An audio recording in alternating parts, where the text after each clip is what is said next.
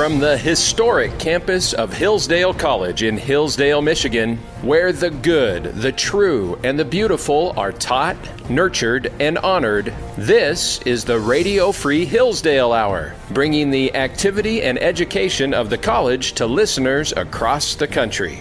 In terms of science fiction, it's just as far away from anything believable or plausible you could have, but it holds our imagination. This is your host, Scot Bertram. Welcome to the Radio Free Hillsdale Hour, part of the Hillsdale College Podcast Network.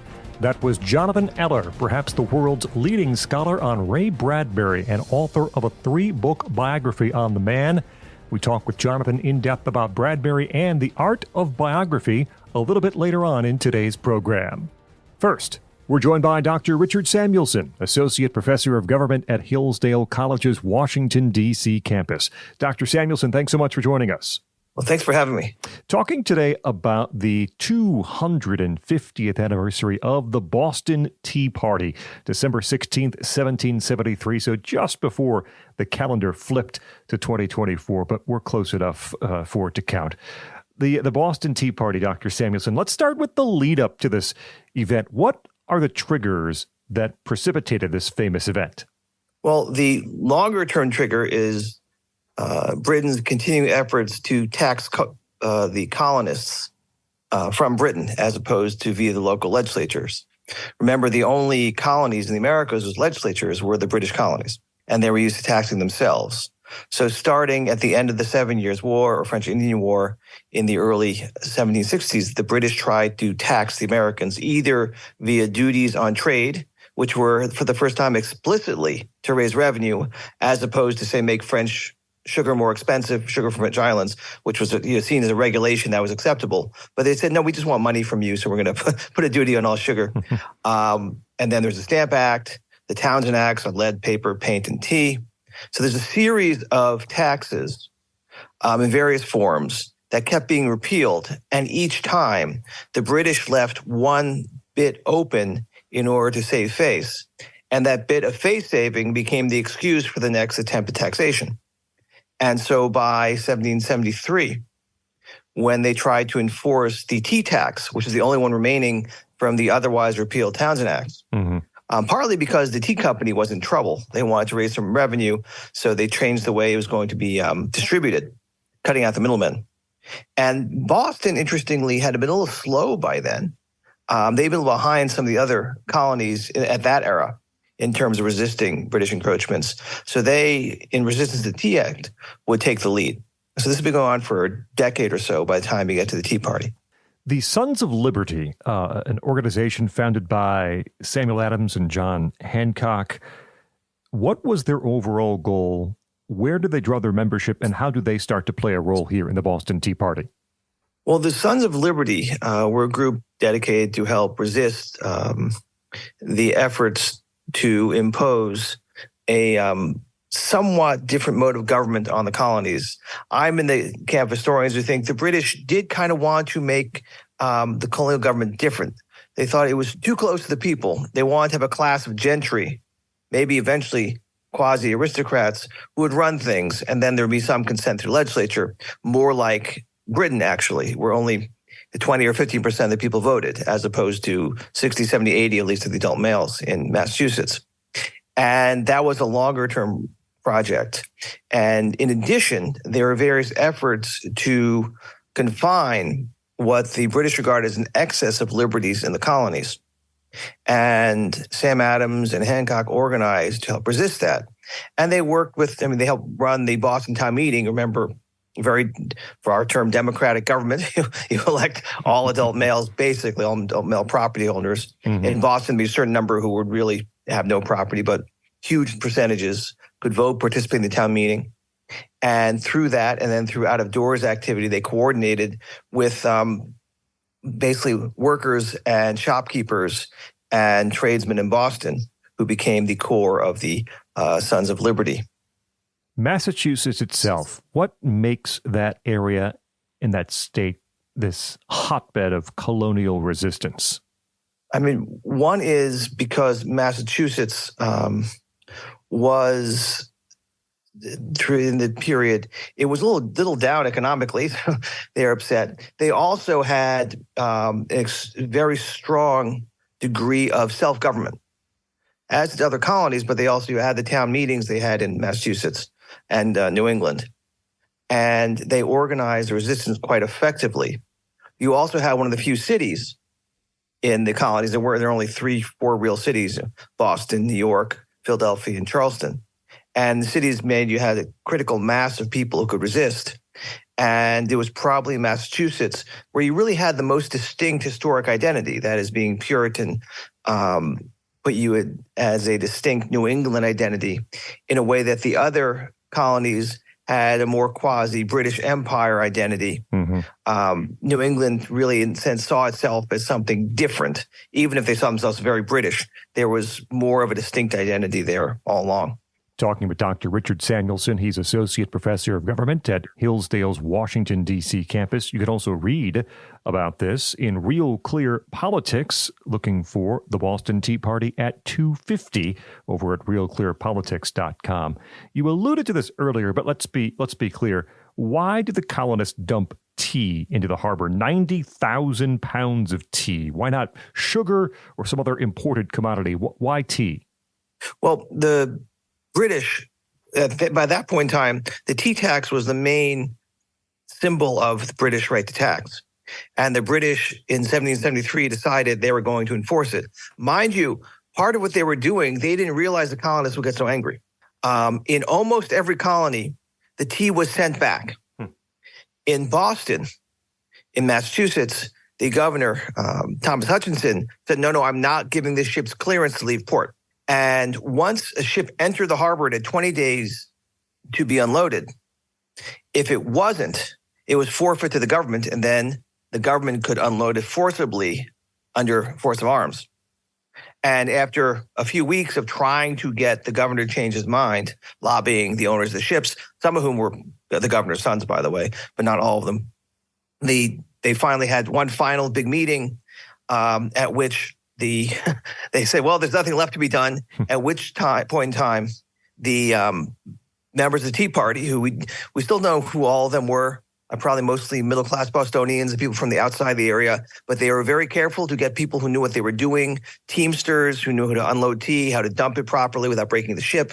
And they put the tea in the harbor to prevent it from being landed under force of arms. And once it was landed and you paid the tax, you had the proof that the tax had been enforced. And the colonists had kind of obscure common law argument called non-user. If the tax is never enforced, it's a dead letter. Once it's enforced once, it's live. In this piece at Real Clear Politics, you mentioned these Tea Partiers of 1773 were actually pretty well behaved and not some sort of rowdy, out of control mob.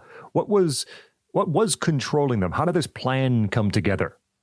Well, it's interesting. They planned to have, it was kind of, the tea was the problem, not the British troops, not the British government per se. It was the tea. They went only after the tea because the tea was where the tax would be enforced. It was the illegal tax they were protesting. So they literally went on ship and, in a quite disciplined manner, had people organized to run things to make sure they didn't get out of hand. And they dumped the tea, emptied the tea boxes out with the hoists, broke them open so they would spoil and throw them in the water. And one or two people tried to get a little bit out of hand. They were kept in line by others. They broke into one of the captain's quarters and took his tea and dumped it. He was repaid for that tea, and his lock was compensated for. Why? Because it was a company tea that was at issue. So this was an issue. This was a strange phenomenon of a legal riot going after only the tea. It wasn't some big out-of-control drunken mob just causing chaos and going after the tea. No, it was very, very focused. It was seen as a legal action. What was the response to this Boston Tea Party, both by Americans, fellow Americans, and by the British Parliament? What's the fallout? Well, Parliament saw this as inexcusable. They also thought that, well, those are the crazy, old Puritans in Boston. And so they tried to isolate Massachusetts by passing 4 acts, which the Americans called the Intolerable Acts, the British called the Coercive Acts, closing Boston Harbor, demanding the tea be paid back for, ending essentially the normal representative government that existed in colonial Massachusetts, replaced it with military government, allowing people to be tried outside of Boston for common law crimes, right? So this was a suspension of British liberty, of colonial British liberties in the colonies. They attacked Massachusetts government, trying to make an example of them. The result was quite the opposite. They, in fact, unified the colonies, and the colonies would meet in the First Continental Congress in September of 74 in response to the coercive acts. And then fellow Americans, other people who were interested in perhaps independence, other people who were interested in fighting against the British. What was the response by other people here in the colonies? Well, they were broadly sympathetic. Some people thought the Tea Party was a bit excessive, destroying all that property. After all, they're fighting for the protection of property from illegal taxes, right? The tax in British discourse is the people's gift to the government to let it run for the year. Mm-hmm. It's not as if we, the people, get to keep what's left after the government decides what to have. No, we, the people, tell the government what its budget is. So we're fighting to keep our property. But then the British responds by attacking free government, which is even worse. George Washington, for example, thought the Tea Party was a bit excessive, but then he thought with the British response, there was no choice about where to side. So it actually helped unify the colonies and help bring them together against the British. Talking with Dr. Richard Samuelson. He's Associate Professor of Government at Hillsdale College's Washington, D.C. campus on the 250th anniversary of the Boston Tea Party, which was December 16th, 1773. You can read his piece at Real Clear Politics, the Boston Tea Party at 250. You mentioned in that essay at Real Clear Politics that one of the turning points in the lead up to the Revolutionary War was the transition among the colonists to assert their rights as Englishmen, but then moving to their invocation of the rights of men more generally. When around does this shift occur? Well, that happens after the Tea Party as you get to the war, right? Because they're fighting for the rights of Britons or the rights of Englishmen, right? And the problem is the British are attacking the rights of Englishmen. So if you fight for your rights as an Englishman to the point where, and it's being blocked by the English government or British government, and the result is you're no longer British or English, what's left in the word, you're left with the rights of men. And that's kind of what happened, right? Mm-hmm. And the rights of men were in the discourse, by the way, in some of the more extensive private writings by James Otis and other patriots all along. But in the main public discourse by their official representative bodies, the legislatures, and the meetings, et cetera, is more often the rights of Englishmen. But as they're breaking from the British after the Tea Party, they move more explicitly towards the rights of men because it's a paradoxical to defend the rights of Britons when you're in fact fighting the Britons. And once we get to independence, that's the final turn where they become the rights of men. And that itself opens up a whole new vista. Mm-hmm. What do you think is the primary lesson Americans today can take from the Boston Tea Party some 250 years ago now? Well, it's interesting, right? The idea of resisting illegal actions by the government.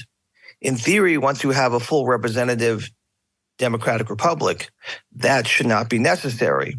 But governments can always get out of hand. The other key lesson is how disciplined and focused the Tea Party was. Not an unruly mob, not attacking all the institutions of government, mm-hmm. but focusing the protest on a particular item that symbolic and literally legally represented the attack on their liberties.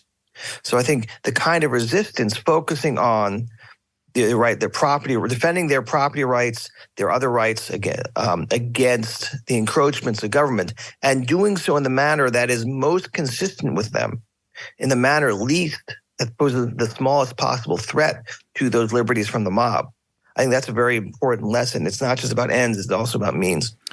Dr. Samuelson, we do not lack for protests in this day and age for any number of issues. Do you see any parallels in the events surrounding the Boston Tea Party to our contemporary political climate? I mean, in some ways, yes. In some ways, no. The culture is so different. The mode of protest is going to look very different.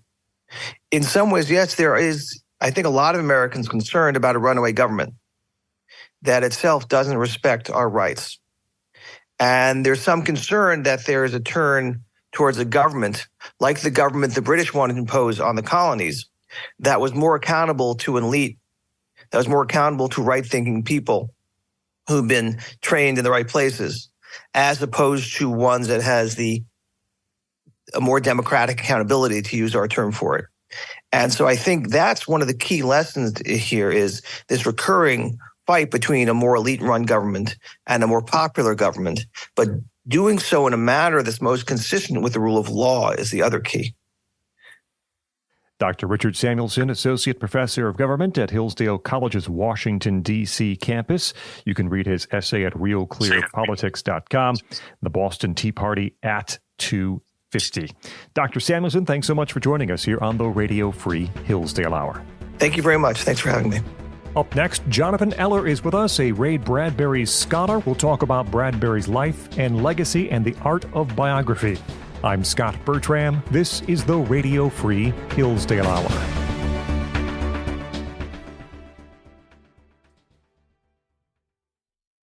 Hey, it's Scot Bertram, and I've got a challenge for you today. Become a better educated American citizen. And to help you do just that, we at Hillsdale College have our free online courses available for all who wish to learn. Our challenge? Take just one of our courses. There are so many to choose from. You can discover the beauty of the Bible and the Genesis story, study the writings of C.S. Lewis, or explore the true meaning of America in Constitution 101. We have dozens more to choose from, and all these self-paced free courses feature Hillsdale faculty and scholars, many you've heard on this podcast. So visit hillsdale.edu/course, COURSE, and pick one of the more than 30 free Hillsdale courses. I hope you'll accept my challenge. Pick whichever course you like and become a more educated citizen today. Go to hillsdale.edu/course, COURSE. That's hillsdale.edu/course.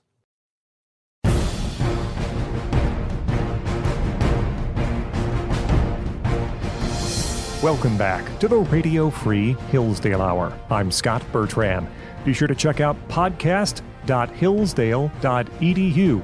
That's where to find the Hillsdale College Podcast Network, older episodes of this show, plus all other Hillsdale College audio. We're joined by Dr. Jonathan Eller, Chancellor's Professor Emeritus and co-founder of the Center for Ray Bradbury Studies at Indiana University School of Liberal Arts. He directed the Bradbury Center for a decade prior to his retirement in 2021. Met Ray Bradbury in the late 1980s, developed a friendship and a working relationship, and his most recent books include the biographical trilogy Becoming Ray Bradbury Unbound, and Bradbury Beyond Apollo. Jonathan Eller, thank you so much for joining us. Thank you, Scott. Glad to be here. Here on Hillsdale's campus as part of our CCA lecture series on the art of biography. And of course, we focus on Ray Bradbury and your work during our conversation here today. Why did you choose to spend so much time, in essence, years of your life, researching and writing this wonderful 3-volume biography of Bradbury? What were you hoping to unlock from his story? Well, the motivation really initially is the fascination I had and so many millions of people around the world have with Ray Bradbury, his incredible life, being one of the best-known writers and creative geniuses of our time, having never spent a day of his life in college, sort of a self-taught, self-motivated writer who also moved out into other fields in popular culture in America and elsewhere in the world.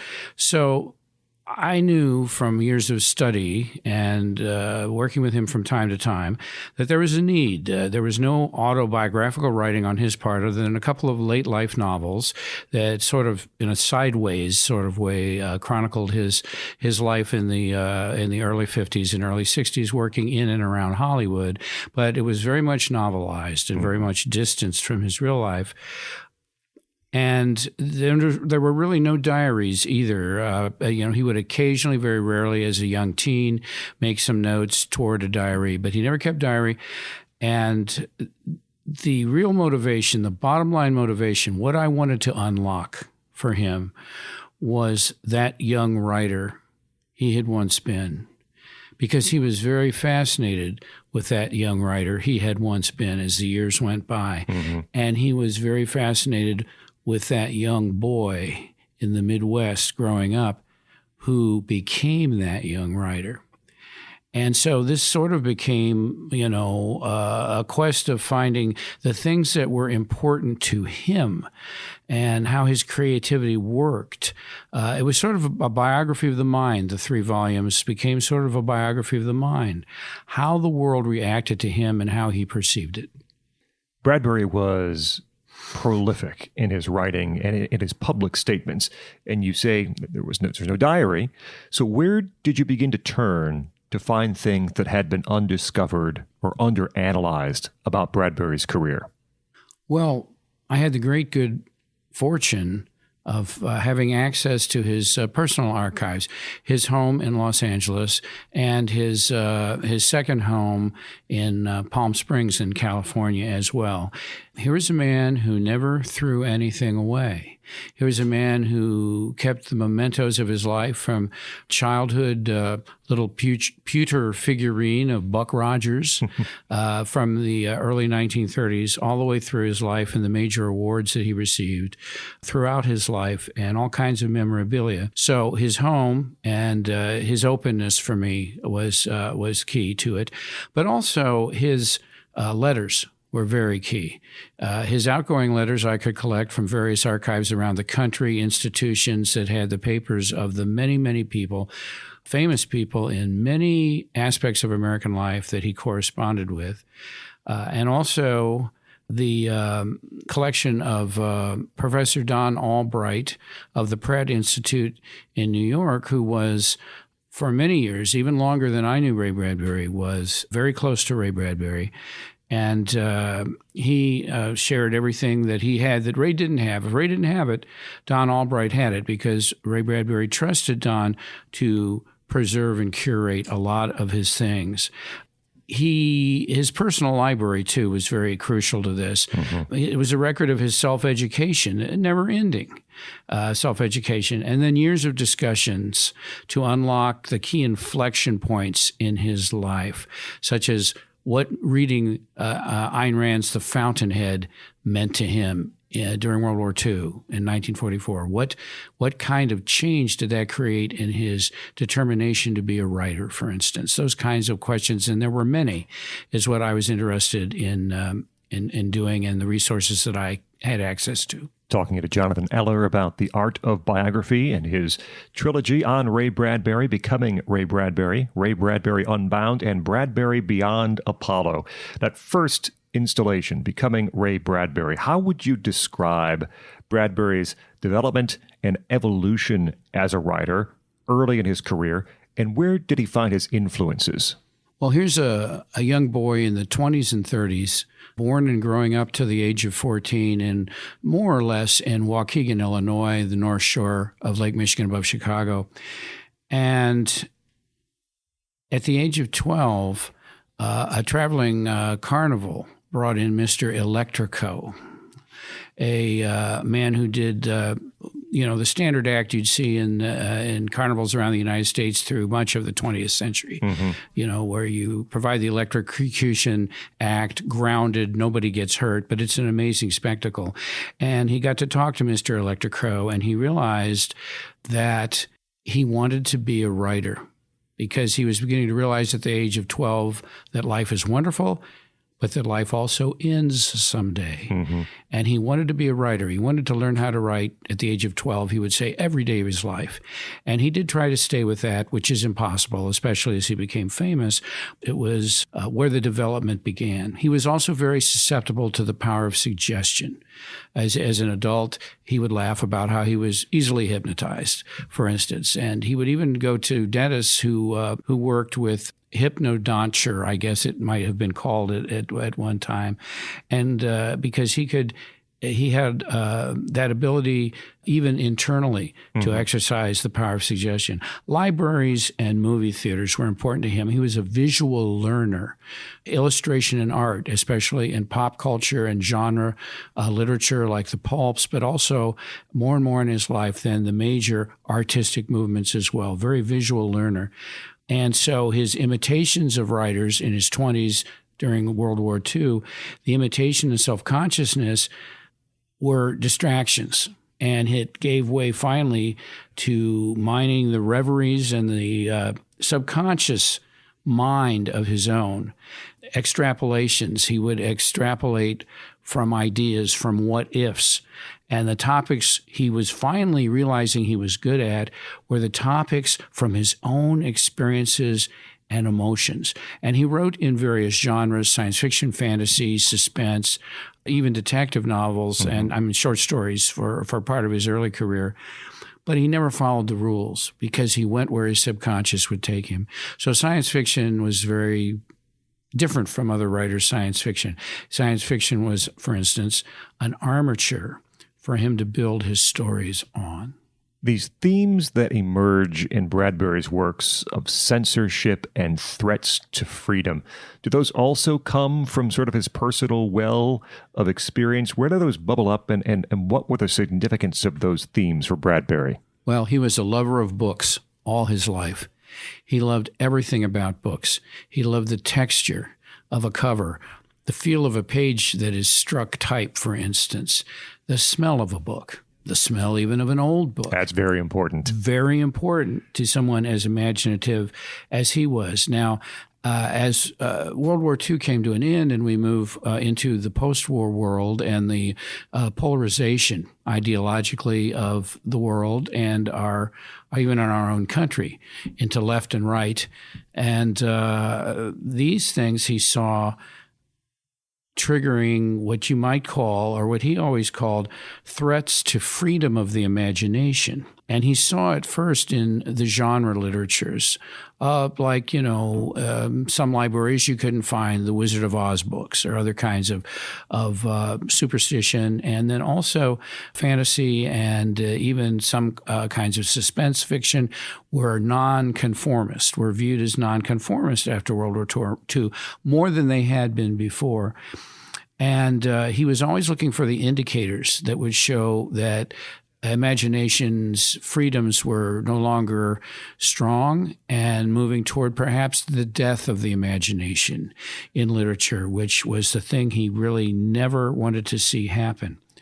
Fantasy literature was next. The post-war climate of fear was the real motivator for him, because he didn't like any kind of intolerance, and it didn't matter if it was left or right. He did not like intolerance, and he did not like anything that was a threat to the imaginative creativity of authors. Talking with Jonathan Eller, his books Becoming Ray Bradbury, Ray Bradbury Unbound, and Bradbury Beyond Apollo, as he's here on Hillsdale's campus for the Art of Biography lecture series. We often think about Bradbury in the fantasy and science fiction genres, as you mentioned earlier, but he has said, and I think this quote's perhaps in the second book, "All of my work has been touched with romance, particularly my science fiction concerning our future on other worlds." How does that get translated into his writing? Well, yes, that's in the second volume, Ray Bradbury Unbound, and that originates in an interview that he recorded with his agent of many years, Don Congdon, in 1969, where he was talking about the way that hard science fiction writing was not his thing. And you will find romance in all the various kinds of writing that he did, because he was interested foundationally in making reality of the dreams we love. And he would do that by romanticizing them. Now, he, intentionally or not, he wouldn't be able to know what he intended deliberately. It was not cold-blooded or rational in any way. But he ended up developing the myths of the space age. And that ties in so well to that romantic nature that he has. These things were his alternative to the modernist and modernism's lament of the loss of values, the loss of traditions. And he wanted an alternative to that lament. And so his myths for the space age tried to define new frontiers. Instead of looking west anymore, for we had reached an ocean, he said, look up. Take the symbols of home and memories into the loneliness of space and the strangeness of new worlds, and explore otherness, no matter how scary it is. And some of his best science fiction is that 50s science fiction on the threshold of the real space age, where he's writing about wonderment in the way we look at the cosmos, especially where the children who read the fantasy and science fiction possibilities of going to space then become adults and then become active participants in the space age. Bradbury wrote many screenplays, consulted on other screenplays and television scripts. Many of his works were also adapted for the screen. Why was he personally sought out for this work? Why was his work, his writings, also well suited for those purposes? Ray Bradbury had seen so many films made from the 1920s through the 1950s. He was a movie theater nut. He would go to the silent film classics with his mother and then later with his older brother in the 20s. And then any chance he got to go to a studio, especially after 1934, when the family, due to a job loss in 1934, moved the family all the way to Los Angeles, taking nothing but a 1926 Buick and what they could fit into that car. And he would literally sometimes from his newspaper stand trade newspapers to the movie theater managers so he could get in free because he couldn't afford to get into the theater. You know, his dad either had, jobs as a lineman or a cable man with cable companies, but they didn't have much money, and sometimes they were on relief. So he would literally barter to get in the movie theaters. And he learned from seeing so many movies, he learned what works. Mm-hmm. And he also learned what doesn't work. Right. And the real big break, though, the big break for Ray Bradbury comes in 1953 when John Huston, the Academy Award-winning Hollywood director, comes to him and asks him to script Moby Dick. For the Warner Brothers production. And Ray was successful in doing that. And John Huston was a very demanding director with all of his writers. And Ray Bradbury survived that experience. And that opened a lot of doors in Hollywood from that point on. At the same time that those doors were opening and he was getting wider acquaintances in Hollywood, his stories were being picked up and read by directors and producers like Alfred Hitchcock. Mm-hmm. He did 10 years of episodes for the Alfred Hitchcock Presents and Alfred Hitchcock Hours. And he was a very visual storyteller. With a focus on emotional intensity. He was into image over dialogue, and that sometimes hurt his screenwriting. But these are visual media, and he was very good in that area of presenting and transmitting visual images. He also had a long relationship with Disney Studios, and his idea-based films attracted directors. Francois Truffaut made Fahrenheit 451. Mm-hmm. And so his work in television and in Hollywood film was really just emerged from good luck in some cases, and also his very close personal familiarity with films. I've got to ask a follow-up because I'm a Twilight Zone aficionado, and you would think Bradbury would be in a perfect space to work with Rod Serling and do a number of episodes. If I recall correctly, there's only one Bradbury screenplay that makes it as a Twilight Zone episode. Is there a particular reason for that? There are a number of reasons why there weren't more episodes. That was a fantastic and very rich and very complex environment where Rod Serling, for the 5 seasons, is a co-producer with Buck Houghton of The Twilight Zone. And Rod Serling had tremendous respect for Ray Bradbury. You will hear little Bradbury allusions in certain episodes of Twilight Zone. And early on, he bought I Sing the Body Electric, the story of the electric grandmother who joins the family of the widower who has the 3 children now without the mother. And that is a powerful episode. He initially sold a couple of others, but what we find with some of Ray Bradbury's fantasy is that for the technology of that time, it was difficult necessarily on those budgets, on television budgets, to produce a satisfactory version. So those others were never made. There were pressures on Serling. There were pressures on Bradbury too. So they didn't always see eye to eye on things either. But there was a great energy that came out of Serling's move into science fiction and fantasy from the award-winning realism that he produced or directed and scripted on TV, especially scripted for TV in the 1950s. So they were both, I think, better for that experience before they moved in different directions. Talking with Jonathan Eller on The Art of Biography. The third volume in your series is Bradbury Beyond Apollo, and this is where the discussion about Bradbury, who really becomes a spokesman for America's participation in the space race and even a spokesman for the space age generally. How did that happen? Well, Ray Bradbury stories influenced so many people, young, middle-aged, old, it didn't matter. His stories attracted readers who would become part of the space age themselves. Again, the stories of wonderment and fantasy about science fiction. He never really wrote conventional science fiction, and he would be the first to say that. But a story like The Golden Apples of the Sun, which is published in the early 50s, is a very unrealistic masterpiece.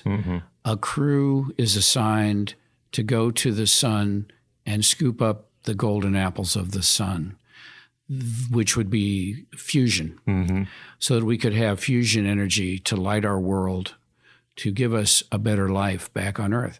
They go in a ship frozen down to within 1 degree of absolute zero. The crew are in heat suits. The only casualty is a crewman who falls and breaks open his heat suit and freezes to death just above the surface of the sun. And they are able miraculously to scoop the golden apples and start back to Earth. Well, it's in terms of science fiction, it's just as far away from anything believable or plausible you could have, but it holds our imagination. And I have heard of so many of the aerospace engineers, astronauts, astrophysicists, planetary scientists, astronomers who know that story. And at some point in their lives, it helped turn them toward working in the space age. Also, his Martian Chronicles, Jessamine West, the great mid-century writer, said that Ray Bradbury was the first person to put humans on Mars. People, characters with real stories. And that's part of the thing as well. The Kennedy White House, where he worked through Arthur Schlesinger, who was one of the aides in the Kennedy White House, was very interested in what Ray Bradbury was doing. His proximity living in Los Angeles from 1934 on eventually gave him very close relationships with Caltech, the Jet Propulsion Laboratory, and later the Planetary Society. And as he wrote more essays and gave more lectures, his dreams of going to space became our dreams too. Let me close with a question about the process, about the art of biography. Now, you had a little more leeway than others because this is a 3-volume series on Ray Bradbury, but you're still writing on this single life of a great writer and author. How do you determine and edit through those details that are important, that will make the book, and those, of which I know are myriad, are left out of the story? That's quite a challenge. I had the great fortune of being able to put this in 3 volumes and to really publish when all was done and all the cutting was done and all the revisions were done. 3 books that amount to, 450,000 words maybe. Now, it's a large life. It's one of the largest lives, not only in American culture, but also he's known around the world. He was so popular behind the Iron Curtain even, because people loved his fantasies and his dreams there as well. But what I had to do and make sure I stayed on track with were the origins of his creativity and his drive. Books like Darkness at Noon by Arthur Koestler and The Fountainhead by Ayn Rand were sources of motivation for him. Darkness at Noon was the true motivator and inspiration behind Fahrenheit 451. Mm-hmm. Even though 1984 by George Orwell and Brave New World by Aldous Huxley followed similar ideas and speculations that Bradbury followed in Fahrenheit 451, those were not the main influences initially on his writing The Story of an Inverted World, where firemen burn things instead of putting fires out. It was Kessler's Darkness at Noon, because Kessler understood the horrible price humanity paid in the 20th century through things like Stalin's show trials and the mass executions and exiles and burnings on almost a cosmic scale. And that was his main motivation. And I had to stay to things like that rather than things that were more peripheral for him. I had to convey his method, his idea of making a bargain with his subconscious.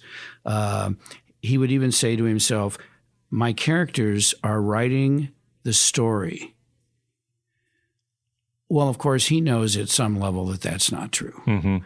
But he has to believe that so that he doesn't get self-conscious in the early drafts of a story. Because for an imagination like Ray Bradbury, that would have been fatal. So I tried to follow the inflection points in his life, and I tried to know where to cut. I had to cut 40,000 words in Becoming Ray Bradbury, the first volume. I had to cut 40,000 words because it just was too much. Yeah. And so I had to summarize his early life influences in just a couple of chapters and bring him right into that high school kid now in Los Angeles with all the memories of the Midwest and where he goes from there. Dr. Jonathan Eller, Chancellor's Professor Emeritus and co-founder of the Center for Ray Bradbury Studies at Indiana University School of Liberal Arts. You can find his 3-volume biography on Ray Bradbury, Becoming Ray Bradbury Unbound, and Bradbury Beyond Apollo. Jonathan Eller, thanks so much for joining us here on the Radio Free Hillsdale Hour. Thank you for having me. Up next, Dr. D.G. Hart, Associate Professor of History here at Hillsdale, joins us again to finish off a series on H.L. Mencken. I'm Scot Bertram. This is the Radio Free Hillsdale Hour.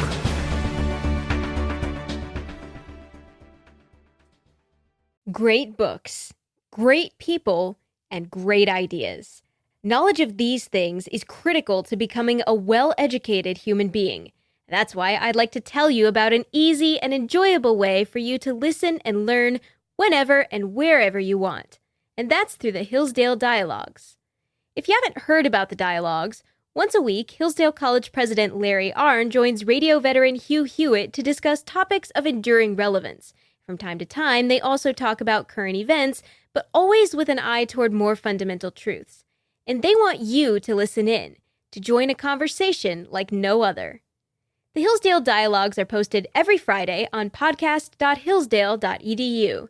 That's podcast.hillsdale.edu or wherever you get your audio.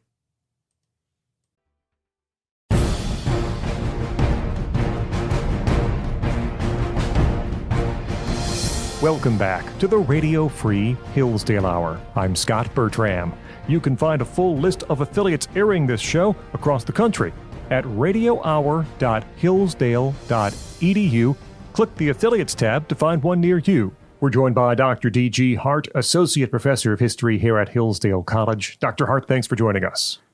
Thanks again. Good to be with you. Continuing our series on H.L. Mencken, and Dr. Hart is the author of Damning Words, The Life and Religious Times of H.L. Mencken.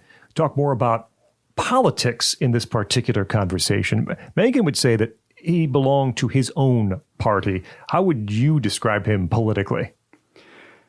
I would describe him probably as a libertarian. Again, picking up on something I said one of the previous episodes, where Mencken was very appreciative of the founding, the founders of the Constitution, of the provisions in the Constitution, especially of the Bill of Rights. And he was also very much a limited government kind of guy, didn't think government could get much done. So he's always suspicious of what politicians were trying to do, and also always reading under in the subtext that, this really isn't what they're saying. What they're trying to do is something else. So incredibly skeptical. And, that's not necessarily the way the Constitution is set up, but still the Constitution does suggest that if men were angels, one of the Federalist Papers, you wouldn't need this. But checks and balances, Mencken is very much on that line. In his day, I think that would have meant the Democrats were the vehicle for that more than the Republicans, because the Republicans had been part of a kind of Protestant establishment cultural outlook that had a moralistic component to it that did feed into progressivism. And Mencken didn't care for that side of American culture necessarily. So again, he probably would have voted Democratic more, but he really did call him as he saw him. And that description of him as a party of one, I think how he described himself at one point is really true. And it's true not just politically. I tell this to people, students especially, but also others who kind of pick up Mencken and think, oh, Mencken's great. And they start to agree with him and agree with him and agree with him. And I say, be careful. He's not going to agree with you. He's going to come at you at some point. He's going to push your buttons. So, it's not as if there's a Mencken party out there, which is one of the reasons why I really admire him. He wasn't trying to gain a following in that sense, have a bunch of groupies who'd say, oh, whatever you say, Henry, that's just great. You talk a little bit more about the connection that he saw between religion and American Protestantism in particular and politics. How did he see that influence working?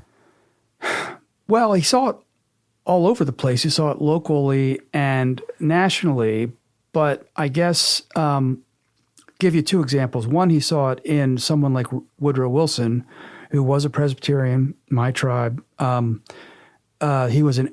Wilson was an elder in the Presbyterian Church, Southern Presbyterian then. And Mencken threw the word Puritan at when he wrote about Wilson all the time. And he just thought there was a self-righteousness to Wilson. I think a lot of people today see that as well, that he associated with that moral perspective of Protestants, thinking that they were superior in virtue or morality or something, and therefore they had the best way to pursue whether domestic or international affairs.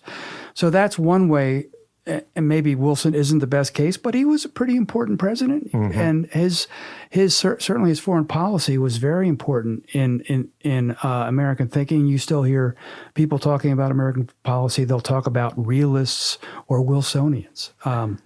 But when the other flip side of it is someone like Abraham Lincoln, I think Mencken was sort of suspicious of Lincoln, but mainly because people had turned Lincoln into saint, even a god, and it was Protestants who were largely responsible for that. And the fact that Lincoln died on Good Friday, you can associate Lincoln with Jesus in all sorts of ways, and Mencken just had no time for that kind of elevating of public figures into some kind of divine status.